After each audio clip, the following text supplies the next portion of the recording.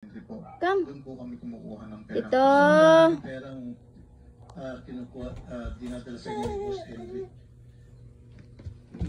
Lagi po siyang may dalang pera na nakabag sa sasakyan niya, na nakaready po talaga panlaro. Kung hindi po ako nagkakamali, ang isang bag niya po naglalaman po ng mga 20 million po. 20 million kada sugal. And depende po kung mauubos yun or mananalo po.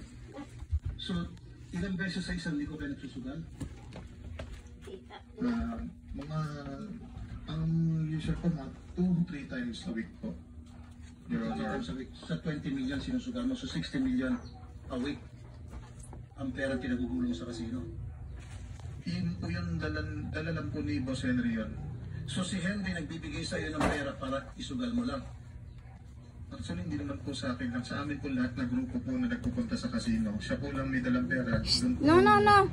Doon po siya nagbibigay Balik, ng pera Dre. para panlaro po. So ibig sabihin, Balik. pupunta kayo sa casino na Namagawas na yun siya la. maghati-hati doon sa 20 million halimbawa. Dali. Kay subay, oh. More di subay. Okay, saan galing Balik. yung 20 million? Di ko tinanong kay Boss Henry mo. Balik. Saan galing yung 20 million? Hindi Balik. ko po tinanong, Your Honor.